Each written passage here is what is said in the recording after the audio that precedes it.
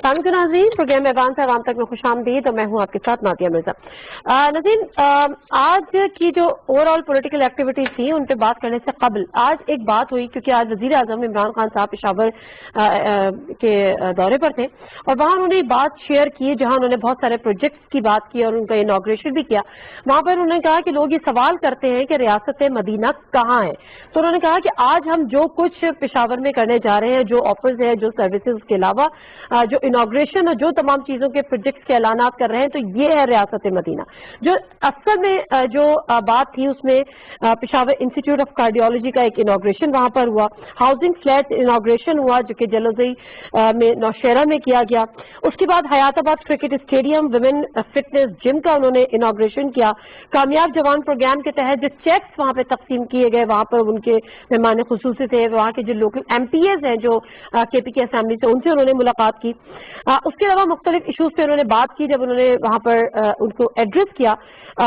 PDM के मामले पर भी उन्होंने बात की। NRO ना देने का एक दफा फिर आदा किया कि अगर इनसे डायलॉग की जरूरत है, लेकिन जब बात करो तो वही NRO की बात आती है। सेनेट में उन्होंने कहा कि हम शो ऑफ हैंड्स करना चाहते हैं, लेकर आना चाहते हैं, उसके लिए हम सुप्रीम कोर्ट से रुजू करेंगे। और उसके साथ साथ APS के जो आज चूंकि 16 दिसंबर है, तो उन्होंने उस वाकई के भी 1 मिनट की खामोशी भी इख्तियार की और शदीद रंजो गम का इजहार भी किया। ये वो एक्टिविटीज है जिसके हवाले से उन्होंने कहा कि ये है वो रियासत मदीना जिसको हम बनाने के लिए हमने कदम बढ़ा दिए। हमारे साथ जो शख्सियात है उनसे आपका पहले तारुफ करा देती हूँ, प्रोग्राम को हम बाकायदा आगाज करेंगे। Special assistant to CM Punjab for information Firdous Ashiq Awan साहबा हमारे साथ मौजूद है। अस्सलाम वालेकुम फिरदौस आशिक अवान साहबा, बहुत शुक्रिया जी आपके टाइम का। नसरुल्ला मलिक साहब वो भी हमारे साथ मौजूद है, सीनियर पॉलिटिकल एनालिस्ट है, सीनियर जर्नलिस्ट है। अस्सलाम वालेकुम नसरुल्ला मलिक साहब, बहुत शुक्रिया जी आपके टाइम का भी। वालेकुम सलाम। अच्छा डॉक्टर साहब, मैं ये चाह रही थी कि जो हमेशा से जो बात होती है कि जी इस हुकूमत ने 2.5 साल में क्या किया, रियासत मदीना की बात करते हैं तो क्या करते हैं। आज ये जो तमाम इनिशिएटिव थे, ये जो तमाम प्रोजेक्ट थे, इनके बड़े बड़े इनॉग्रेशन थे, आप इस पर क्या कहेंगी? ये वाकई वही ख्वाब था जिसकी तकमील के लिए PTI की हुकूमत आई है बरसर इख्तिदार? बिस्मिल्लाहिर्रहमानिर्रहीम। जैसा कि नादिया आप ने शुरू में अपने इंट्रो में बताया कि वज़ीर आज़म पाकिस्तान का जो अवाम के साथ जुड़ा दर्द और एहसास का रिश्ता है, उसकी झलक जो है वो पूरे पाकिस्तान में और ख़ुसूसन जहाँ PTI की गवर्नमेंट्स हैं वहाँ उनके प्रोजेक्ट्स, प्रोग्राम्स और इनिशिएटिव के ज़रिए वो नज़र आती है। पंजाब चूँकि सबसे बड़ा सूबा और पॉपुलेशन वाइज भी इसका एक अपना 66% जो पॉपुलेशन सेग्रीगेशन रेशो है वो पंजाब के हिस्से में है। तो ऐसी सूरत हाल में जो प्रोजेक्ट्स प्राइम मिनिस्टर के विजन की अक्कासी करते हुए वो KPK के अंदर हूँ या पंजाब के अंदर हूँ या बलूचिस्तान के अंदर हूँ, वो तमाम प्राइम मिनिस्टर ऑफ पाकिस्तान जो रियासत मदीना के रोल मॉडल पे इस पाकिस्तान को उसकी आबियारी कर रहे हैं और इस पाकिस्तान को उस रियासत मदीना के स्पिरिट के मुताबिक ना सिर्फ डेवलप कर रहे हैं बल्कि जहाँ सबसे पहला पैरामीटर है सोशल वेलफेयर का कि कोई रियासत के अंदर रहने वाला शहरी जो है उसके बुनियादी जो हकूक हैं उनका तहफ़्फ़ुज़ किया जाए। उस खास तौर पे जो पिसा हुआ तबका है, जो हमारी नॉन अफोर्डिंग क्लास है, जो हमारे मुस्तहिक और नादार लोग हैं, जो हमारे मेहनत कश मजदूर हैं, जो गरीब किसान हैं, उन सब की जरूरियात का अहाता करते हुए उनको वो पॉलिसी ओरिएंटेड इनिशिएटिव जो निचली सतह पर उसके रिजल्ट्स भी नजर आए उसकी तरफ हुकूमत बढ़ रही है। और आज के जो मंसूबे हैं वो उसी सिलसिले की मुख्तलिफ कड़ियां जो वज़ीर आज़म ने अपने हाथों जिनको मजबूत किया है। ठीक है नसरुल्ला मलिक साहब, इसी हवाले से जरा मैं आपका भी इनपुट इस पे जाना चाहूंगी, क्योंकि मुझे याद आया कि जब 2 साल कंप्लीट हो गए थे इस हुकूमत को, तो असद उमर साहब ने एक स्टेटमेंट दिया था। उन्होंने कहा था कि कप्तान अब क्रीज पे जम गए। जो मेन चैलेंज था इस हुकूमत के लिए वो बेसिकली गवर्नेंस का ही मामला था, बाकी तो सारी चीजें अपनी जगह थी। लेकिन अभी जो इनिशिएटिव्स इन्होंने लेने शुरू किए हैं, और खासतौर पर हेल्थ कार्ड जिसकी पंजाब में भी बड़ी पजीराई हुई, KPK में भी लास्ट ईयर हुई थी, शायद उसकी वजह से वो कहते हैं कि हमारी हुकूमत भी यहाँ पर दोबारा आई, यही उन्होंने सेम रेपिटेशन हम देख रहे हैं गिलगित बल्तिस्तान में भी, और फिर आज के जो प्रोजेक्ट्स, ये एक ऐसे इनिशिएटिव हैं जो हम देख रहे हैं कि बेहतर गवर्नेंस की तरफ, बेहतर प्रोडक्टिविटी की तरफ हम मूव कर रही है ये हुकूमत। बहुत शुक्रिया नादिया। जो बात असल में फिरदौस आशिक खान साहब ने भी की कि हुकूमत का मिशन है, यकीनी बात है हुकूमत का एक मंशूर था जो अवाम के सामने रखा गया, और पीटीआई का मंशूर शायद बाकी जमातों से बहुत ज्यादा मेरे ख्याल में, जिसमें बहुत ज्यादा उम्मीदें थी लोगों को, इसमें कोई शक नहीं। चले जिन प्रोजेक्ट्स का आगाज किया जा रहा है, इसका जिक्र अभी आपने भी किया, फिरदौस साहब भी कर रही हैं, लेकिन दो तीन बुनियादी इश्यूज बड़े अहम हैं। अवाम को महंगाई का सामना है, यानी आप आम आदमी का रिलीफ शायद उस वक्त होगा जब उसको महंगाई से निजात मिलेगी। आम आदमी का मसला रोजगार की फराहमी है। हुकूमत की तरफ से जो रोजगार की फराहमी का वादा किया गया था, मेरे ख्याल में उस पर इनिशिएटिव ज्यादा तेजी से लेने की जरूरत है। फिर दूसरा मसला जिसकी बात आप कर रही है गवर्नेंस की, फिरदौस आशिक खान साहब भी समझती हैं कि इस वक्त अक्सर इनके अराकीन असम्बली भी, वज़रा भी ये गिला करते नजर आते हैं कि एडमिनिस्ट्रेटिव जो फैसले होते हैं जिसमें ब्यूरोक्रेसी खासतौर पर इन्वॉल्व है, वो इम्प्लीमेंटेशन नहीं हो रही इन चीज़ों की, और फिर अवाम के मसाइल जब उसी ब्यूरोक्रेसी के पास आते हैं तो उस पर पीते का शिकार हो जाते हैं। आप देखें बहुत से सेक्रेटरीट में काम आम आदमी के रुके हुए हैं, इसलिए फिर जो नीचे गवर्नेंस है डिस्ट्रिक्ट एडमिनिस्ट्रेशन की, उस पर भी बड़े सवालात उठते हैं। मेरे ख्याल में हुकूमत को इस बात का इतराज भी है, वज़ीर आज़म इमरान खान भी शायद इस बात को कई बार तज़किरा कर चुके हैं। बुज़दार साहब पंजाब में वज़ीर आला हैं, गवर्नर पंजाब सरवर साहब इस बात का खुलम खुला इज़हार कर चुके हैं कि फाइलें नहीं रुकेंगी, लेकिन अब उनके खिलाफ कार्रवाई होगी। ट्रांसफर्स हो जाती हैं, पोस्टिंग्स की जाती हैं, दराज तबादले भी हुए हैं, लेकिन अगर आप समझें कि वो गवर्नेंस जिस तरीके से डिस्ट्रिक्ट एडमिनिस्ट्रेशन से तवक्को की जा सकती है, मैं समझता उसमें अभी बड़ा गैप है। कीमतें जब बढ़ी हैं, स्टॉक माफिया जो है, डिप्टी कमिश्नर जो लगाए गए हैं जी, आप खुद देखें उसकी, वो अपनी जिम्मेदारी अदा नहीं कर रहे। डीटीओ पुलिस की जो है, पुलिस रिफॉर्म्स की अगर बात की जाए, अपने दफातर से बाहर निकले, और ये बहुत सी शिकायत हुकूमत के पास आज खुद आती भी रहती हैं। तो मैं समझता हूँ कि बड़े मनसूबे अच्छी बात है, हॉस्पिटल्स बनने, और फिर इंसाफ से कार्ड की बात हम कर रहे थे। अब देखिए उसको भी मेरे ख्याल में अस्तरनोस का जायजा लिया जाना बड़ा जरूरी है कि उसकी जो तकसीम कार है किन किन लोगों को मिल रही है। असल में होता ही है कि जो हमारे यहाँ एडमिनिस्ट्रेशन है वो जिन नामों को ऊपर फाइनल करके भेज देती है वही लोगों को मिलना शुरू होते हैं। मेरे ख्याल में जो मुस्तहिक अपराध हैं, स्पेशली नीडी पर्सन हैं, उन तक सेहत कार्ड की दस्तयाबी होना जरूरी है। लेकिन हम देखते हैं कि बहुत से, मेरे सामने खुद मिसालें भी ऐसी हैं, बहुत से ऐसे उमरा उनके पास इंसाफ सेहत कार्ड हैं, जिससे ये एहसास होता है कि जो एडमिनिस्ट्रेशन है उस पर हुकूमत की ग्रिप कहीं न कहीं कमजोर दिखाई देती है। चलिए मैं इसका जवाब जरूर लूंगी डॉक्टर साहबा से, लेकिन उसके साथ साथ डॉक्टर साहबा चूंकि आज एपीएस को भी 6 साल मुकम्मल हो गए हैं, और इसको इमरान खान साहब ने भी बड़े दुख चीज का इजहार किया, प्लस ये कि 1 मिनट की खामोशी भी दी। उसके साथ साथ जो एक, क्योंकि हम हमेशा जो कनेक्ट करते हैं वो ये, हम हमेशा बात करते हैं कि खित्ते में अमन के लिए अफगानिस्तान में अमन बहुत जरूरी है, और इसी हवाले से हमने देखा कि अफगान तालिबान का एक और सियासी कमीशन के वक्त से आज मुलाकात भी हुई। भारत अफगानिस्तान की सरजमीन इस्तेमाल करता है, पाकिस्तान में वो हमले करता है, पाकिस्तान में बदअमनी करता है। इससे पहले कि मैं यहाँ की ये जो इश्यूज जिनकी निशानदेही नसरुल्लाह मलिक साहब ने भी की है, और दीगर जो करंट पॉलिटिकल सिनेरियो, उस पर भी मैं आपसे बात करूं, मुझे थोड़ा सा ये बता दें कि अफगानिस्तान में अमन के लिए जो इक़दाम इस वक्त किए जा रहे हैं, खासतौर पर सियासी कमीशन के वक्त से मुलाकात, और फिर ये अमेरिका के अपना एक रोल पाकिस्तान का प्ले करना, कितना मजबूत अंदाज है और कितना आगे हम गए हैं अब तक? नादिया, ये बहुत अहम इशू है, क्योंकि अफगानिस्तान का अमन जो है वो पाकिस्तान की सलामती के साथ जुड़ा हुआ है, और पुरअमन अफगानिस्तान जो है वो तरक्की याफ्ता पाकिस्तान के लिए, पाकिस्तान की अपनी खुशहाली के लिए और पाकिस्तान के अपने अमन के लिए अशद जरूरी है। क्योंकि अफगानिस्तान के अंदर जो अनरेस्ट है, बदअमनी है, अफगानिस्तान के अंदर जो हिंदुस्तान का एक मजबूत अपना एक नेटवर्क है जो एंटी पाकिस्तान यूज हो रहा है, तो ये अशद जरूरी है कि अफगानिस्तान बीइंग आवर ब्रदर, हमारा हमसाया होते हुए भी और हमारा भाई होते हुए भी, हम नहीं बैठ के पाकिस्तान मुखालिफिन को उस सरजमीन के इस्तेमाल से रोकें। और वो किस तरह हो सकता है जब तक पाकिस्तान जो है वो अफगानिस्तान को एंगेज नहीं करेगा, क्योंकि इससे पहले एंगेजमेंट स्ट्रेटजी افغانستان کی زیادہ جھکاؤ ہندوستان کی طرف تھا، اور پاکستان نے وزیر اعظم عمران خان کی قیادت میں جو ریجنل پیس کی بات کی ہے، جو ریجنل سٹیبلٹی کی بات کی ہے، اور اس خطے میں استحکام اور امن کے ساتھ جڑی ترقی اور خوشحالی کی بات کی ہے، تو یہ وہ بیانیہ ہے جو افغانیوں کے دل کے قریب ہے، کیونکہ اس سے پہلے افغانیوں نے جنگ دیکھی، اسلحے دیکھے، یہاں دہشت گردی اور قتل و غارت دیکھا، لیکن سب سے اہم جو سٹیک ہولڈر اس میں ہمارے طالبان تھے۔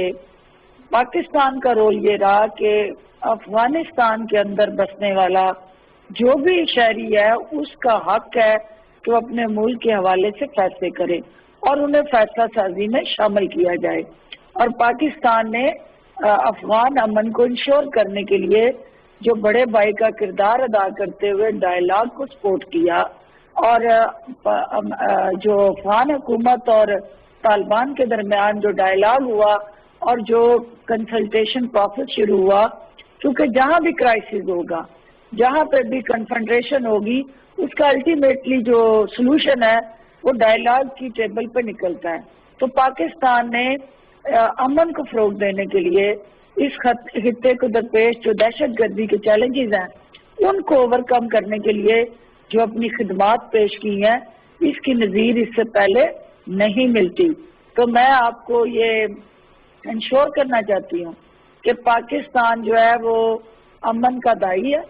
پاکستان نے دہشت گردی کے لیے کے خلاف جو قربانیاں دی ہیں، آج 16 دسمبر کے حوالے سے جو ہمارے قوم کے وہ ہیروز، ہمارے وہ بچے جنہوں نے اپنا آج جو ہے وہ ہمارے کل پہ قربان کیا ہے، تو میں ان تمام شہداء کو آپ کے پروگرام کے ذریعے خراج تحسین بھی پیش کروں گی، اور ان کے خاندان کے افراد کو جو ہمارا فخر ہے، جو ہمارا سرمایہ ہے، ان کو یہ یقین دلاتی ہوں کہ ان کے شہداء کی جو قربانی ہے وہ انشاءاللہ رائگاں نہیں جائیں گی، اور جس مقصد کے لیے ان کا یہ خون بہا ہے، اس پاکستان کو بین المذاہب ہم آہنگی کا گہوارہ بنانے کے لیے، اور پاکستان کو ایک انلائٹنڈ، ماڈریٹ، پروگریسو ملک کے طور پہ دنیا میں کو متعارف کرانے کے لیے، تو انشاءاللہ وزیر اعظم عمران خان کی قیادت میں ہم آگے بڑھیں گے، اور دنیا میں پاکستان کا جو افضل تعارف ہے وہ کروائیں گے، اور وہ ریاست مدینہ کے ساتھ جڑا وہ روڈ میپ ہے جس میں حکمران عوام کو جواب دیتا ہے، حکمران اپنے عوام کی ضروریات اور ان کے حقوق کا ضامن ہوتا ہے اور ان کے لیے صاحبان بنتا ہے۔ جو ملک صاحب نے بات کی نادیہ کہ ہمارے ہاں ایڈمنسٹریٹو اور گورننس کے چیلنجز ہیں، دیکھیں سابقہ ادوار میں بدقسمتی سے جس کا نام ہم نے جمہوریت رکھا، وہ جمہوریت کا لبادہ اوڑے آمریت تھی، جہاں آمرانہ فیصلے کرتے ہوئے شخصیات کو مضبوط کیا گیا اور جو ادارے تھے ان کو کمزور کیا گیا۔ ادارے بااختیار نہیں ہیں، اور جب ادارے بااختیار اور آزاد نہ ہوں تو اس ملک کے اندر عوام کی جو سروس ڈیلیوری ہے اور جو عوام کی ضروریات کے ساتھ جڑے انیشیٹو ہیں اس میں امپلیمنٹیشن میں پرابلمز آتی ہیں، اور اس حکومت نے اداروں کو آزاد کر کے عوام کے سروس ڈیلیوری کے راستے کے جو کانٹے ہیں ان کو چننا شروع کیا ہے۔ اور پتہ ملک صاحب کو بھی کہ جو ہمارا مقابلہ اور اس وقت سامنا ہے، ہمارے سامنے جو سب سے بڑا چیلنج ہے وہ ان مافیاز کو کرٹیل کرنا اور ان مافیاز کا محاسبہ کرنا، وہ ذخیرہ اندوزوں کی شکل میں ہو، وہ منافع خوروں کی شکل میں ہو، جو مصنوعی بحران پیدا کر کے عوام کے سہولتوں کے راستے میں کھڑے یہ سپیڈ بریکر جو ہیں، انشاءاللہ ہم پاؤں کی ٹھوکر سے ان کو ہٹائیں گے، اور عوام کے جو اصل حقوق ہیں جس کے تحفظ کی ضمانت پاکستان کا آئین دیتا ہے وہ عوام تک پہنچائیں گے۔ اور صوبائی حکومت جو صوبے پنجاب کے اندر وزیر اعلیٰ عثمان صاحب کی قیادت میں ہم پورے 80% پاکستان کی फूड बास्केट को लुक आफ्टर करते हैं। ये बड़े जरूरी इश्यूज हैं डॉक्टर साहब। मैं ठीक है, आप बिल्कुल दुरुस्त फरमा रही है। नसरुल्लाह साहब, आप इस पे जरा अपना योर टेक, इसके बाद मैं कुछ इश्यूज पे आती हूँ। जिस तरह से कि एक सर्वेज भी हुए हैं, मेजॉरिटी ने महंगाई को, बेरोजगारी को सबसे बड़ा इसका मुल्क का इशू करार दिया है। लेकिन नसरुल्लाह मालिक साहब, आप अपनी बात कंप्लीट कर लें तो फिर हम आगे बढ़ते हैं इस पे। अगर आप देखिए, मैं बुनियादी बात वही कर रहा था जिसका मैं समझता हूँ हुकूमत को इदराक भी है।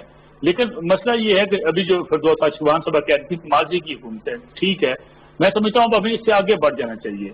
2.5 साल होने के बाद भी अगर हुकूमत जो है वो सारा बलबा माजी की हुकूमतों पर डालती रहे और ये कहती रही, देखिए पुलिस रिफॉर्म्स की बात की थी मौजूदा हुकूमत ने, अब उसमें माजी की हुकूमत रुकावट तो नहीं है, लेकिन पुलिस रिफॉर्म्स ना की जा सकी। दुरानी साहब को पंजाब में लाया गया, फिर उसके बाद दुरानी साहब को वापस भेज दिया गया। आईजीज के धड़ाधड़ तबादले, फिर पुलिस को सियासी जो है वो मुदाखलत से आजाद करना, इसमें तो कोई माजी की हुकूमत रुकावट नहीं है। इसी तरीके से जो आज के जो डिस्ट्रिक्ट एडमिनिस्ट्रेशन हैं उनको फाल करना, उनको अपने दफातर से निकाल के अवाम के पास, मैं आपसे अर्ज करूं, एक छोटी सी मिसाल आपके सामने होगी। आप देखिए खुली कचहरी में लगाया करते थे डिप्टी कमिश्नर, आपको अब कहीं नजर नहीं आती। आपको ये भी याद होगा कि सूबाई वज़रा और खासतौर पर वज़ीर आला पंजाब मुख्तलिफ जगहों पर छापे मारा करते थे, जाके देखा करते थे चीजों को। मेरे ख्याल में उसमें भी कहीं ना कहीं कमी पाई जाती है। इसलिए मैं समझता हूँ कि हुकूमत की परफॉर्मेंस अब एक बड़ा इशू है और अब हम इन चीजों से शायद हमें आगे बढ़ जाना चाहिए कि माजी की हुकूमतों ने अगर कोई नाकस पॉलिसियां थी, अगर वहां पे जमहूरियत में अगर आमरीत की अगर हम बात करते हैं कि वो डिक्टेटरशिप का उनका स्टाइल था, तो आज तो ये नहीं होना चाहिए। आज हुकूमत से लोग टोको लगा के बैठे हैं कि जो वादे हुकूमत ने किए थे उनको पूरा किया जाए। तो खास तौर पे अगर महंगाई कंट्रोल करने की बात की जाए तो फिर मैशत की बहाली की बात है। अगर आप इकानमी का पहिया, मैं आपको छोटी सी एक और मिसाल दूं, भी कोरोना का सारा सिलसिला चला है, इसमें आप देख लीजिए कितने महकमे जाके एक रेस्टोरेंट को तंग करते हैं। आप सब निकलिए, कैमरा लेके जाइए, आपको अंदाजा हो जाएगा कि बिजनेस करने वाला आदमी कितना तंग है आज। फिर नैब की कारकर्दगी, अगरचे ठीक है, वज़ीर आज़म साहब आज भी कह रहे थे कि अपोजिशन नैब को बंद करना चाहती है, नैब को बंद करना। डॉक्टर साहब, मैं आ रही हूँ आपकी तरफ। ये बात बिल्कुल सही कह रहे हैं, क्योंकि इससे ये दो तीन बड़े मेजर चैलेंजेस हैं। एक तो महंगाई, दूसरा बेरोजगारी। लेकिन जो पुलिस रिफॉर्म्स वाला है खासतौर पर पंजाब को लेकर, ये भी आप लोगों के प्रोमिसेस में से एक प्रोमिस था, उसका स्टेटस भी बताइएगा डॉक्टर साहब। मलिक साहब लाहौर में रहते हैं और मलिक साहब की मैं जो सियासी बसीरत है उसको समझती हूँ, लेकिन मलिक साहब इतने लाइलम होंगे मुझे ये अंदाज़ा नहीं था, क्योंकि जो इस वक्त सबसे बड़ा चैलेंज इस सूबा पंजाब के अंदर था वो सिर्फ यूनिफॉर्म बदलने से उस तब्दीली का अमल जो है वो हकीकी ख्वाब की तबीर नहीं देता था जब तक उस पुलिस का माइंडसेट ना बदलते। तो पुलिस को डीपोलिटिसाइज करके हम थाने और कचहरी की सियासत 20 साल से कर रहे हैं। मैं खुद पब्लिक पॉलिटिक्स में हूँ और एक अवामी नुमाइंदा होते हुए मैंने देखा कि पाकिस्तान की सियासत का महवर और मरकज थाना और कचहरी रहा। ये क्रेडिट इस हुकूमत को जाता है। पंजाब के अंदर, पंजाब पुलिस के अंदर जो रिफॉर्म्स आई हैं, मैं मलिक साहब आपको और तमाम मीडिया को पंजाब पुलिस के सिलसिले में जो होने वाली रिफॉर्म्स हैं और जिस तरह हमने डीपोलिटिसाइज किया है, एक पूरा मीडिया ब्रीफिंग करने जा रहे हैं।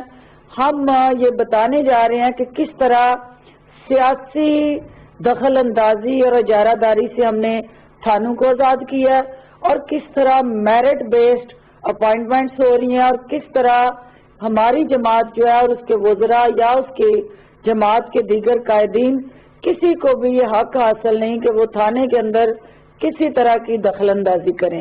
इसके साथ साथ जो थाने की इनोवेशन के साथ जुड़ी जदीद टेक्नोलॉजी की बुनियाद पे हमारे जो ऑफिसर थे उनकी ट्रेनिंग, उनकी कैपेसिटी बिल्डिंग, हमारी फोरेंसिक लैब्स, हमारा जो प्रोसिक्यूशन का सिस्टम था, हमारा जो ओवरऑल इन्वेस्टिगेशन प्रोसेस था, उसके अंदर हमने जिस तरह लेटेस्ट टेक्नोलॉजी को लाए हैं और जिस तरह अब अफराद से ज़्यादा हमने जो कानून है उसको एम्पावर किया है और हर इदारा जो पुलिस के मतहत काम कर रहा है वो ना सिर्फ ऑपरेशनल हुआ बल्कि وہاں رول آف لا کو جس نے قانون کا تحفظ کرنا ہے، جو قانون کا محافظ ہے، جب تک وہ خود قانون کی پاسداری نہیں کرے گا تب تک تبدیلی آ نہیں سکتی تھی۔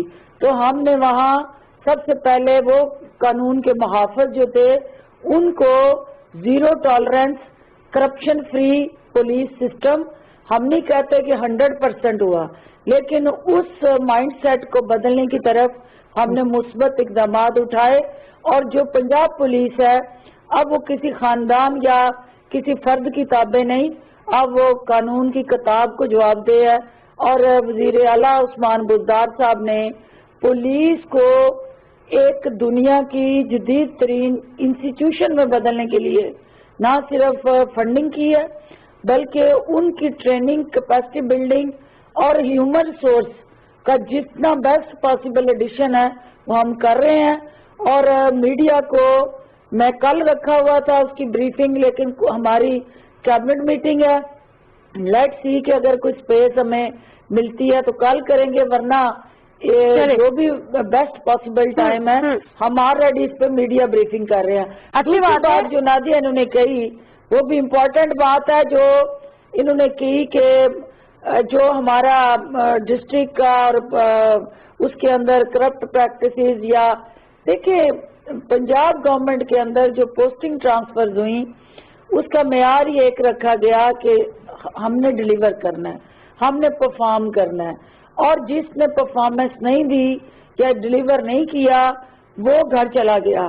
اور یہ مسلسل تبدیلیاں جو ہوئیں اس کی وجہ یہی تھی کہ زیرو ٹالرنس ہے ڈیلیورنس پہ اور گورننس پہ، اور دونوں میں حکومت جو ہے مانیٹر کر رہی ہے، وزیر اعلیٰ صاحب خود اس کو دیکھتے ہیں، اور یہ دوسرے صوبوں سے بہتر پرفارمنس ہے پنجاب کی الحمدللہ۔ چلیے مجھے ایک بریک لینے دیجیے گا، میں بریک سے آپ کے ساتھ ہوں تو پھر ہم ذرا بات کرتے ہیں، کیونکہ آج بھی جب تقریر سے خطاب کر رہے تھے وزیر اعظم پاکستان، انہوں نے کہا کہ ہمیں نیشنل ڈائلاگ پہ یا ڈائلاگ پہ اعتراض نہیں ہے، لیکن مسئلہ یہ ہے کہ جب ان سے ڈائلاگ کی جاتی ہے اپوزیشن کے حوالے سے انہوں نے کہا تو وہ ایک این آر او مانگتے ہیں۔ آخر یہ این آر او والی جو کہانی ہے وہ کیا ہے؟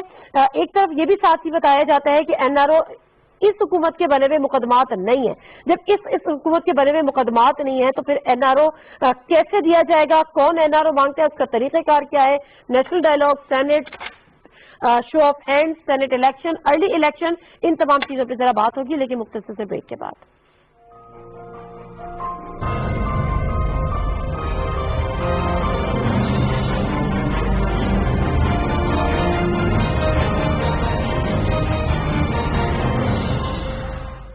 وزیر اعظم کامیاب جوان پروگرام کے تحت اپنا کاروبار شروع کرنے یا وسعت دینے کے لیے 8 سال کی مدت پر 1 لاکھ سے 2.5 کروڑ روپے تک کے سبسڈائزڈ قرضہ جات، 10 لاکھ روپے تک قرضہ کی فراہمی پوری اور بغیر سیکورٹی کے۔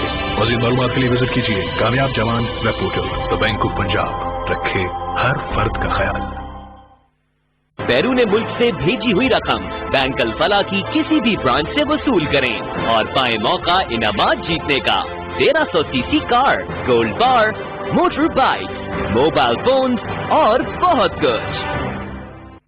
خبروں کے ہجوم میں سچ کی تلاش مشکل ضرور ہے مگر ناممکن نہیں۔ ملکی اور غیر ملکی حالات و واقعات کو ہم پرکھتے ہیں ہر زاویے سے اور بالآخر ڈھونڈ لاتے ہیں سچ کو جو حقائق پر مبنی ہوتا ہے۔ دیکھیے پروگرام سچ کے ساتھ سید انوار الحسن کے ساتھ، دیکھیے ہر سوموار سے جمعرات رات 10:05 پر صرف بجلی نیوز پر۔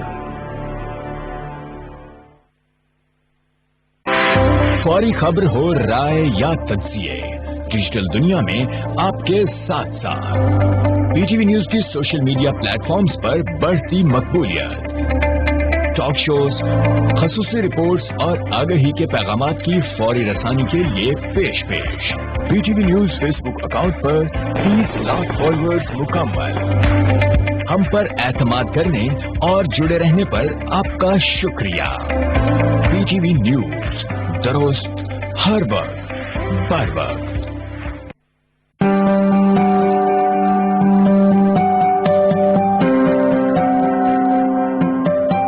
بچے تتلیوں کی مانند ہوتے ہیں، جیسے تتلی کو چھونے سے اس کے رنگ بکھر جاتے ہیں، اسی طرح جنسی ہراسانی बच्चों की शख्सियत और मुस्तकबिल को नाकाबिले तलाफी नुकसान पहुंचाती है। बच्चों को एक महफूज माशरा देना हम सब की जिम्मेदारी है। आइए अपने अतराफ नजर रखें। अगर कोई बड़ा किसी बच्चे को खाने की कोई चीज देता हुआ नजर आए तो उस बच्चे से सवाल करें। अगर वो डरा हुआ या परेशान महसूस हो तो फौरन उसके वालिदैन को आगाह करें। अगर कोई बच्चा अपने पड़ोसी, किसी रिश्तेदार, उस्ताद या दुकानदार के साथ अकेले जाता देखे तो फौरन उसे रोकें और घर वालों से तस्दीक करें। अगर आपके मोहल्ले या खानदान का कोई बच्चा किसी बड़े से दोस्ती कायम कर रहा है या उसके साथ ज्यादा वक्त गुजार रहा है तो फौरन उसके वालिदैन को आगाह करें। अपने अतराफ नजर रखें। कोई मशरूफ सरगर्मी देखें तो बाज़ करें और मुताल्लिका हिफाजती इदारों को मुत्तला करें। हमारे बच्चे हमारा मुस्तकबिल है। बच्चे महफूज तो मुस्तकबिल महफूज।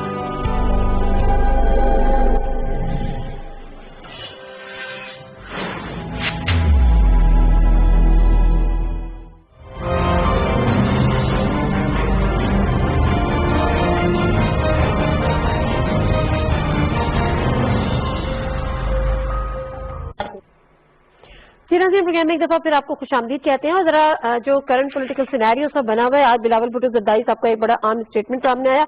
उन्होंने कहा कि अगर एक बड़े कॉज के लिए सिंध की हुकूमत की कुर्बानी देने को भी हम तैयार हैं। दूसरी तरफ इस्तीफों की बात भी हो रही है और लॉन्ग मार्च की बात भी हो रही है। नसरुल्लाह मलिक साहब, जरा मुझे थोड़ा सा पहले आप ये बता दीजिएगा कि आपको क्या लगता है कि दूसरी तरफ जो गवर्नमेंट ने बात की है, उन्होंने कहा है कि इनका जो असल टारगेट था सेनेट इलेक्शन को सबटाज करना था, हम सेनेट इलेक्शन पहले करा देंगे, शो ऑफ हैंड्स भी होंगे, ये तमाम चीजें।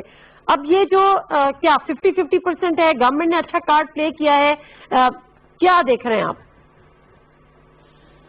देखिए, मेरा ख्याल है कि हुकूमत को अब भी हुकूमत हमेशा सियासी बहरान से निकलने के रास्ते निकालती है। हुकूमत को अब भी चाहिए कि हुकूमत का जो रवैया थोड़ा सा सख्त है उसमें लचक पैदा करे, मुज़ाकरात करे, बातचीत करे, अपोजिशन को एंगेज करे। लेकिन पता नहीं क्यों ये बात समय से बाला तर है कि हुकूमत जो है वो अपोजिशन को एंगेज नहीं करना चाहती और बार बार एक ही बात की जाती है, एनआरओ मांगते हैं। भाई, अगर एनआरओ मांगते हैं, मुज़ाकरात का आगाज कर दीजिएगा, वो एनआरओ मांगे, उसको पब्लिक के सामने ले आइएगा कि आप हमसे एनआरओ मांग रहे हैं, आप बातचीत करें। अगर हुकूमत बातचीत नहीं करेगी और इस्तीफों तक बात चली जाएगी तो सेनेट इंतखाबात ही बल्कि पूरी मुल्की सियासी निज़ाम जो है वो रुक जाएगा। ये कहना बड़ा आसान होगा कि अपोजिशन इस्तीफे दे चले जाए, दोबारा इलेक्शन करवा लेंगे, ऐसा हो नहीं सकेगा। मैं समझता हूँ इसलिए हुकूमत को चाहिए कि अपोजिशन को एंगेज करे, उस हद पे न जाने दे। लॉन्ग मार्च को कर रहे हैं, ठीक है, करने दें, लेकिन अगर इस्तीफों की बात को याद होगा जब PMLN की हुकूमत में PTI मुस्ताफी हुई थी, उन्होंने इस्तीफे मंजूर नहीं किए थे और कोई इस किस्म का रद्द-ए-अमल भी नहीं था। हर रोज की वज़रा की तरफ से ये कहा जाता कि भाई ठीक है, इस्तीफे आगे कबूल करें, इन्हें घर भेज दें। मैं समझता हूँ हुकूमत को अपने इस रवैये में लचक का मुजाहरा करना पड़ेगा और करना चाहिए, क्योंकि अगर ऐसा बहरान पैदा होता है तो हुकूमत के बड़े मसाइल पैदा होंगे। और आज भी अगर ये कहा जाए कि जलसा नहीं था, जलसी थी या लॉन्ग मार्च होगा, कुछ फर्क नहीं पड़ेगा, तो मैं समझता हूँ ऐसा नहीं होता। मुल्क के अंदर इकानमी का पहिया रुक जाता है। आज सियासी बहरान है बहरहाल, इसको कोई हुकूमत माने या ना माने, लोगों के कहने क्या है, बिजनेसमैन बिजनेस पैसा इन्वेस्ट नहीं करना चाहता। तो मैं फिर डॉक्टर साहब को जान लेती हूँ कि डॉक्टर साहब ये मानती है कि नहीं मानती है कि सियासी बहरान है, प्लस ये कि बिलावल भुट्टो जरदारी के इस स्टेटमेंट के बाद कि हम सिंध हुकूमत भी कुर्बान करने के लिए तैयार हैं। आपको लगता है कि सियासी बहरान है और हुकूमत को लचक का मुजाहरा करना पड़ेगा? डॉक्टर साहबा नादिया, सबसे पहले तो कोई भी हुकूमत ये नहीं चाहती कि मुल्क में सियासियत में इस्तेकाम हो, क्योंकि कोई भी पॉलिटिकल इंस्टेबिलिटी जो है वो मुआशी अदम इस्तेकाम का शिकार करती है और जहाँ मईशत दबाव में आती है अल्टीमेटली आवाम पे उसके मनफी असरात आते हैं। हुकूमत कभी भी नहीं चाहेगी कि यहाँ पॉलिटिकल अनरेस्ट हो, लेकिन देखना ये है कि ये शौकिया फनकारी करने का मकसद जो है अपोजिशन का वो क्या है। इसके अंदर जो सबसे अहम बात नसरुल्लाह साहब ने कही कि हुकूमत को इन्हें एंगेज करना चाहिए। देखिए, एंगेजमेंट स्ट्रेटजी क्या है कि उसका फोरम क्या है, वो पार्लियामेंट है। जिस इशू पे ये सारा वावेला और शोरगुल हो रहा है वो इलेक्शंस है, इलेक्टोरल प्रोसेस है, और वो इलेक्टोरल प्रोसेस की जो इलेक्टोरल रिफॉर्म्स हैं वो कहाँ बननी है? पार्लियामेंट के अंदर। जो इलेक्टोरल रिफॉर्म्स कमेटी बनी है, अपोजिशन ने उसके अंदर जो है इनपुट उसकी जिस तरह से आनी चाहिए थी नहीं आई। हुकूमत ने उनको एंगेज किया, पार्लियामेंट्री कमेटी बनी और हमने उनके साथ मिल के एक वे फॉरवर्ड देने की कोशिश की कि ताकि पाकिस्तान का कोई इलेक्शन फेयर फ्री ट्रांसपेरेंट हो जाए, ताकि जो हारने वाला है वो भी उस इलेक्शन को ओनरशिप दे और उसके नताइज को कबूल करे। अपोजिशन उस पर भी तावन करने के लिए तैयार नहीं है। दूसरा आपका ऑप्शन होता है कि आपने इकोनॉमिक चैलेंजेस के लिए कोई वे फॉरवर्ड बनाना है। अपोजिशन ये कहती है कि हमारे साथ डायलॉग करें, लेकिन डायलॉग से पहले जो है ना, हमें आप कुछ हमारी शराइत है पहले उस पर बात करें, फलां को निकाल दें, फलां को जेल से निकालें, फलां को ये हम हमेशा सुनते हैं कि वो एनआरओ मांगते हैं, लेकिन वो किस किस्म का एनआरओ देना आपके हाथ में है। ऑटोनोमस बॉडी है नैब पे केसेस चल रहे हैं, वो केसेस जो आपने बनाए भी नहीं है, फिर एनआरओ देना आपके हाथ में कैसे है? बिल्कुल, देखिए ठीक कह रही हैं आप कि हमारा कोई रोल नहीं है ना केसेस बनाने में और ना उन केसेस को ख़त्म करने में। वो अदालतें आज़ाद हैं और अदालतें एक कानून के तहत अपने फ़राइज़ अंजाम दे रही हैं, उसमें हमारा इख्तियार नहीं है। लेकिन अपोजिशन क्या चाहती है कि जो प्रोसेस है उसको डिले करवाएं और हमारे साथ बैठने से पहले ये जो हमारे खिलाफ होने वाली तहकीकात हैं उसको रोका जाए। अब ये एक ऐसा अमल और मरहला है कि जिसमें हुकूमत ने ना इन पे केसेस बनवाए और ना हम उसको रुकवा सकते हैं। हमने कानून की अदालत में इन्होंने अपने आप को बेगुनाह साबित करना है और हम उसमें इनको वो रिलीफ और जो कानूनी तरीकाकार है वो हर कैदी के लिए या हर मुलजम के लिए एक जैसा है। हम उसमें डिस्क्रिमिनेशन कहाँ करें और कैसे करें? अहम चीज जो जरूरी है कि अपोजिशन इस वक्त ये माहौल को क्यों गर्म करना चाहती है। देखिए, बिलावल भुट्टो की आपने बात की, तो बिलावल भुट्टो साहब सियासी मैदान के अभी एक ऐसे खिलाड़ी हैं कि जिनके पास मैंडेट नहीं है फैसले करने का। ये फैसले जो हैं वो आसफ अली जरदारी साहब ने करने हैं और आसफ अली जरदारी साहब की जो स्टेटमेंट्स हैं, जब वो आएंगी कि हमने अभी तक आपने सुना कोई ऐसी उनकी बात, कोई उनकी गुफ्तगू कि जो अपोजिशन के किसी बयानिए के साथ मैच कर रही हो, तो ये बिलावल भुट्टो साहब को एक ग्रूमिंग के लिए और सियासी कद ऊंचा करने के लिए और एक अपनी एक ट्रेनिंग सेशन के लिए जरदारी साहब ने पीडीएम के साथ मैदान में उतारा है। फैसले करने का इख्तियार उनके पास नहीं है। बढ़के मारने का है, वो रोज एक नई बढ़क मारते हैं, लेकिन फैसले करने का नहीं है। फैसले करने का इख्तियार और कुंजी जो है वो आसफ अली जरदारी साहब के पास है। जब तक आसफ अली जरदारी साहब इस हवाले से कि वो सूबाई असम्बलियों से इस्तीफे देने हों या पार्लियामेंट से इस्तीफे देने हों, जब तक वो उनकी तरफ से कोई वाज़िया हिकमत अमली या एजेंडा सामने नहीं आता, हुकूमत इस किस्म के किसी बयानिए पर कान नहीं अच्छा, तो मैं जरा नसरुल्लाह मलिक साहब आपसे भी सवाल एक सेकेंड नसरुल्लाह मलिक साहब, यहाँ पर हुकूमत इसका मतलब है कि बिलावल भुट्टो जरदारी के बयान को सीरियस लेने को तैयार नहीं है। वो इस इंतजार में है कि जरदारी साहब जब बयान देंगे तो वो एक ऑथेंटिक बयान होगा या वो उनकी पार्टी पॉलिसी होगा। तो क्या आपको लगता है कि जो सिंध हुकूमत खत्म करने की बात किया, उसका इजहार किया है आज बिलावल भुट्टो ने, ये एक सियासी नारा था, इससे ज्यादा कुछ भी नहीं है। सियासी बातें आगे वो कुर्बान नहीं कर सकेंगे सिंध हुकूमत। मेरा नहीं ख्याल ऐसी सूरत हाल है।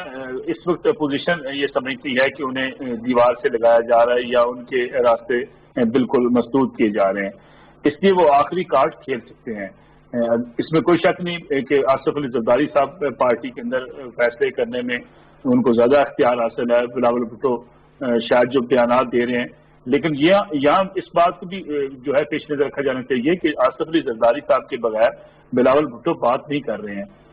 आसफ अली जरदारी साहब की मुशावरत शामिल है और बहुत सी चीजें ऐसी हैं कि जो शायद मुस्तकबिल में और खुलकर सामने आ जाएंगी। मैं समझता हूँ कि अगर अपोजिशन ये समझना शुरू हो गई कि बिल्कुल कोई रास्ता नहीं बचा, कोई डायलॉग भी नहीं होता और जो जिस किस्म का दबाव अपोजिशन अपने ऊपर समझ रही है, तो इस आखिरी हदों को वो जा सकते हैं। अपोजिशन का तो क्या जाना है, हुकूमत को इससे नुकसान होना है। अगर अपोजिशन मुस्ताफी होती है तो हुकूमत को इससे ज्यादा नुकसान होगा। वो हुकूमत जिसको खास तौर पर अभी हुकूमत ये समझ रही कि अभी डेवलपमेंट प्रोजेक्ट्स का आगाज किया जा रहा है, अब टाइम उसके पास बड़ा कम है, اگر اس ٹائم کم کے دوران بھی اگر اس کے اوپر یہ پولیٹیکل پریشر آ جاتا ہے تو میں سمجھتا ہوں گورننس بری طریقے سے متاثر ہو جائے گی. لیکن جو این آر او کی بات آپ نے بھی سوال کیا. اچھا سوری نصر اللہ ملک صاحب، این آر او کی بات میں بعد میں آئے گا. مجھے ایک بات کا ایک اور جواب آپ سے چاہیے، وہ یہ کہ اگر پی ایم ایل این کا کچھ اسٹیک پہ نہیں ہے، مولانا فضل الرحمان صاحب کچھ اسٹیک پہ نہیں ہے، but as far as Peoples Party is concerned, Peoples Party اگر یہ چلیں استعفے دے بھی دیتے ہیں، یہ سندھ حکومت گرا بھی دیتے ہیں، یہ نئے انتخابات کرا بھی لیتے ہیں، اس کے بعد کسی کے ہاتھ کیا آئے گا؟ کیا پیپلز پارٹی کے علاوہ ان حالات میں سندھ کے علاوہ کچھ اور آئے گا دوبارہ سے؟ پوزیشن ہے ان کی پنجاب میں تو بنی. پیپلز پارٹی کیا سمجھتی ہے؟ میں دو پولیٹیکل لیڈرز کا قصور سمجھتا ہوں سندھ کے حوالے سے. ایک میاں نواز شریف کا جو اس سے پہلے پرائم منسٹر رہے، ایک اس وقت جو وزیر اعظم عمران خان صاحب ہیں. آپ ذرا خود غور کیجئے، سندھ کو ہم بلیم بھی کرتے ہیں کہ سندھ میں کرپشن ہے، ہم یہ کہتے ہیں کہ سندھ کے اندر گورننس بہتر نہیں ہے، لیکن ان دونوں بڑی پارٹیوں نے، آج پی ٹی آئی بڑی پارٹی ہے، پہلے ماضی میں پاکستان مسلم لیگ نواز ایک بڑی پارٹی تھی، ان کے وزیر اعظم تھے. ان دونوں جماعتوں کے وزرائے اعظم نے پچھلے اگر آپ 2.5 سال یہ نکال لیں اور پچھلے 5 سال پی ایم ایل این کے نکالیں، 7.5 سالوں میں سندھ پہ کتنی توجہ دی ہے.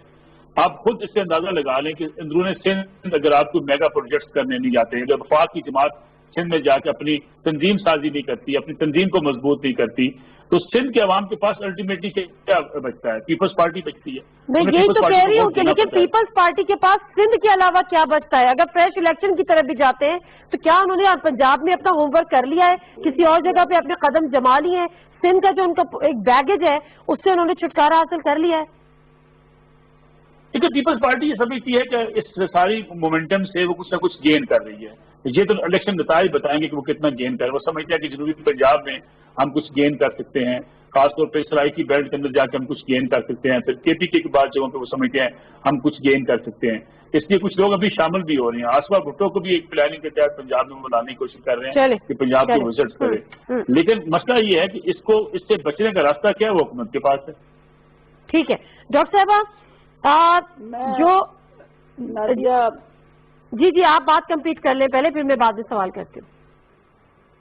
جی میں چونکہ ملک صاحب جو بات کر رہے ہیں کہ پیپلز پارٹی اس حد تک جا سکتی ہے، تو میں ملک صاحب ڈنکے کی چوٹ پہ آپ کو یہ کہتی ہوں کہ دنیا ادھر کی ادھر ہو جائے، پیپلز پارٹی کا سندھ حکومت سے علیحدہ ہونا ایسے ہی ہے جیسے آپ مچھلی کو اٹھا کے پانی سے باہر رکھ دیں اور وہ زندہ رہے.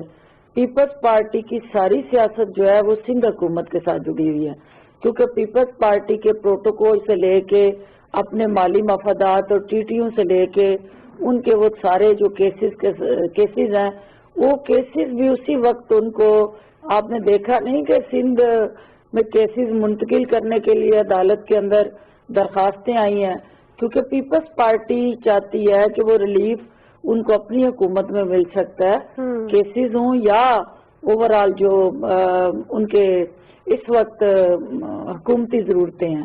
تو یہ ساری دیوانے کی بڑکیں ہیں. میں جانتی ہوں کہ یہ جماعت جو ہے وہ سندھ کے اندر اقتدار کے بغیر نہ چل سکتی ہے، نہ 2 قدم آگے اٹھا سکتی ہے، کیونکہ سندھ کے اندر جس طرح کی غربت ناچ رہی ہے، جس طرح بے روزگاری وہاں پہ اس وقت پورے سندھ کو اپنی لپیٹ میں لے چکی ہے، تو ملک صاحب فیڈرل گورنمنٹ کی بات کر رہے ہیں، ان کا حق ہے.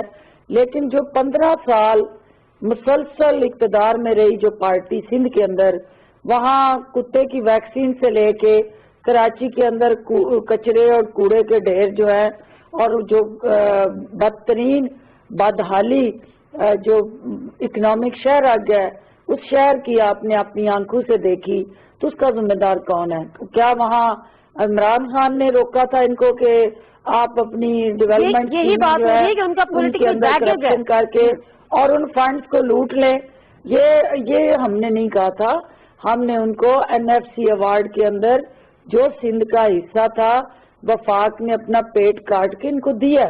اب وہ پیسے اگر کسی خاندان کی شاہ خرچیوں پہ خرچ ہوئے ہیں، کسی کی جیب میں چلے گئے ہیں، یا لانچوں کے ذریعے دبئی چلے گئے ہیں، تو اس کے ذمہ دار عمران خان یا یہ حکومت نہیں ہے. اب دیکھنا ہم نے یہ ہے کہ اس وقت حل کیا ہے. حل صرف ایک ہی ہے کہ اپوزیشن ہوش کے ناخن لے. یہ جو سینٹ الیکشن سے پہلے وہ دنگا اور فساد کر کے ان الیکشنز کو روکنا چاہتے ہیں۔ عمران خان صاحب ہر مشکل حالات کا مقابلہ ایک بہتر اسٹریٹجی سے کرنا جانتے ہیں۔ یہ جس سینٹ الیکشن کو روکنا چاہتے ہیں کہ پی ٹی آئی کی سینٹ کے اندر واضح اکثریت نہ ہو، تو یہ خواب ان کا کسی صورت بھی حقیقت میں نہیں بدلے گا، کیونکہ ہم ان کے ساتھ بات کرنے کے لیے تیار ہے نیشنل ایجنڈے پہ، نیشنل ڈائیلاگ پہ، لیکن جہاں ذات کا درد اور اقتدار کا اس کی محرومی کا درد ان کو چین نہ لینے دے اور وہ تڑپ رہے ہوں اور راج کماری صاحبہ لیڈ کر رہی ہوں اس پوری کمپین کو اور شاہی خاندان کے فارمولے ساری پی ڈی ایم پہ لاگو ہوں، تو وہاں حکومت جو ہے وہ کس طرح پبلک انٹرسٹ اور نیشنل انٹرسٹ کے جو فیصلے ہیں وہ پی ڈی ایم کے ذریعے کروا سکتی ہے۔ اور آخر میں چونکہ آپ نے دیکھا کہ وہ تقریر جو میاں صاحب کی بیانیاں اور جو زہر آلودہ ان کا اس وقت نیریٹو ہے جو پاکستان کے اداروں کو متنازع بنانے کی اسٹریٹجی ہے، کیا اپوزیشن کا یہ آئینی رول ہے یا کیا یہ تو لاہور جلسے سے ثابت ہو گیا کہ ان کا بیانیہ سلامتی پہ حملے کرتے ہیں، بیانیہ کو کتنا بائک کیا ہے، یہ میرے خیال لاہور کے جلسے سے ثابت ہو گیا ہے۔ لیکن نصر اللہ صاحب ایک چیز اور وہ کہتی ہیں، ڈاکٹر صاحبہ کہہ رہی ہیں کہ اپوزیشن جو سینٹ الیکشن ہے اس سے پہلے ہنگامہ رائی اور اس الیکشن کو خراب کرنا چاہتی ہے، کیونکہ سینٹ میں اگلے آنے والے الیکشن کے بعد پی ٹی آئی کی برتری ہوگی as per sets of in parliament national assembly. دوسری طرف حکومت کہتی ہے کہ ہم ان سے اس طرح سے نپٹیں گے کہ آئین اجازت دیتا ہے کہ 30 دن پہلے الیکشن کیے جا سکتے ہیں۔ حکومت کا یہ اقدام یا یہ تجویز اور پھر شو آف ہینڈز کے ذریعے ووٹنگ، یہ کتنا بہتر ہے؟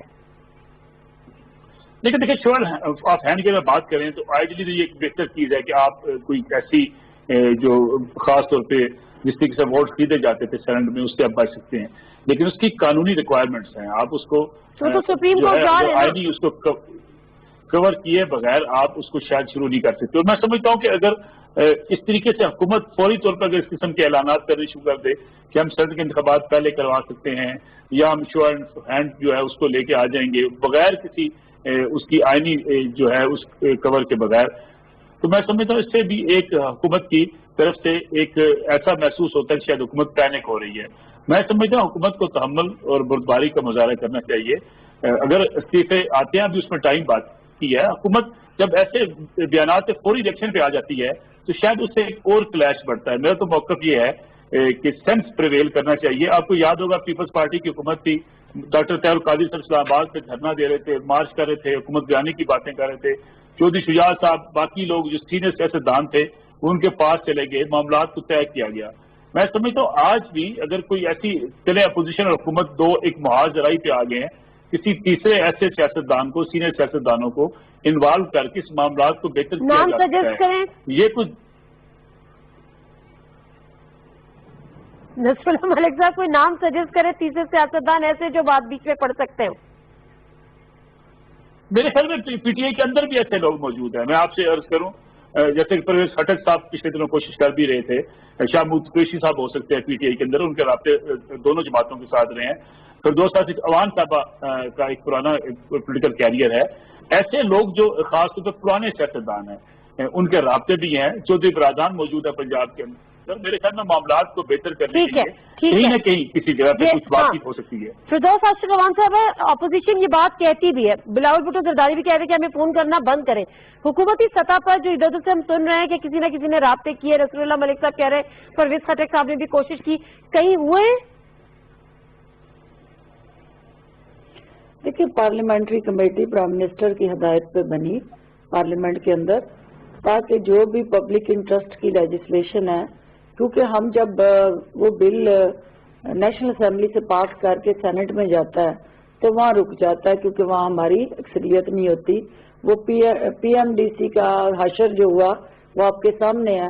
اسی طرح پبلک انٹرسٹ کے بے شمار بل ایسے ہیں جو سینٹ میں رکے ہوئے ہیں اور یہ مینڈیٹ دیا گیا انہیں کہ پبلک کے مفاد میں، قومی مفاد میں جمہوری رویوں کو سپورٹ کرنے کے لیے آپ اپوزیشن کو انگیج کریں اور جن بلز پہ ہمارا کنسنسس ہے اس قانون سازی کو فیسیلیٹیٹ کریں. لیکن آپ نے دیکھ لیا کہ اپوزیشن نے وہی روایتی ہتھیار استعمال کرتے ہوئے حکومتی بل ہے اس لیے ہم نے ان کو سپورٹ نہیں کرنا. تو یہ ایک رویہ جو تھا وہ بیسیکلی سٹارٹ جو لیا ہٹک صاحب نے وہ خود بھی دل برداشتہ تھے کیونکہ اپوزیشن نے ان کے اس انیشیٹو کی پذیرائی نہیں کی. دوسری بات یہ ہے کہ ملک صاحب جو کہہ رہے ہیں کہ ہمیں انگیجمنٹ کی طرف جانا چاہیے. دیکھیں انگیجمنٹ کن کے ساتھ کریں, بچوں کے ساتھ, کن کے ساتھ, کون لوگ ہیں جو پارلیمنٹ میں خود تو باہر بیٹھے ہوئے ہیں. مولانا صاحب تو آنکھیں بند کر کے کہتے ہیں نا کہ جتنی جلدی ہو استعفے دیں کیونکہ اپنا استعفیٰ تو ان کا ہے نہیں. مریم بی بی سب سے پہلے ان کی خواہش ہے کہ آپ جلدی جلدی اس پارلیمنٹ کی بساط لپیٹیں کیونکہ وہ پارلیمنٹ کی سیڑھیوں تک بھی آج تک آنا ان کو نصیب نہیں ہوا. اور باقی جو لوگ ہیں آپ گنے نا کہ جو جتنے لوگوں کی وہاں لائن لگی متنجن 11 پارٹیوں کا بنا ہوا, تو اس متنجن کے اندر کتنے لوگ ہیں جو پارلیمنٹ میں موجود ہیں. باقی سارے شوقیہ فنکار ہیں جو تھیٹر پہ کھڑے ہو کے حکومت کو گھر بھیجنے کے دعوے تو کرتے ہیں لیکن اپنا استعفیٰ بھی وہ دینے کی پوزیشن میں نہیں کیونکہ وہ پارلیمنٹ کے ممبر ہی نہیں ہیں. تو ہمیں اس وقت یہ دیکھنا ہے کہ اپوزیشن مل کے اپنا آئینی کردار ادا کرے. تصادم سے حکومت کہیں نہیں جائے گی, تصادم سے حکومت کہیں نہیں جائے گی اور تصادم سے حالات بہتر بھی نہیں ہوں گے. کوشش جتنا کرے تصادم کو گریز ہی کیا جائے. بہت شکریہ ڈاکٹر صاحبہ آپ کا پروگرام میں جوائن کرنے کا. نصر اللہ ملک صاحب آپ کا بھی بہت بہت شکریہ. یہ بات تو طے ہے کہ سیاسی عدم استحکام اس ملک کے لیے بہتر نہیں ہے, اس میں کوئی شک نہیں ہے کہ حکومت کی ذمہ داری بڑی ہے کیونکہ وہ حکومت ہے, لیکن اس کے ساتھ ساتھ سوچنے کا کام اپوزیشن کا بھی ہے کیونکہ وہ ایک جماعت نہیں ہے, 11 جماعتیں ہیں. ملک میں اگر سیاسی عدم استحکام ہوگا, معاشی عدم استحکام ہوگا, کووڈ-19 کی صورتحال ابتر ہوتی چلی جائے گی تو ذمہ دار وہ تمام لوگ ہوں گے جو اس کا سبب بنے. نادر مرزا کو پروگرام سے اجازت دیجیے. اللہ حافظ.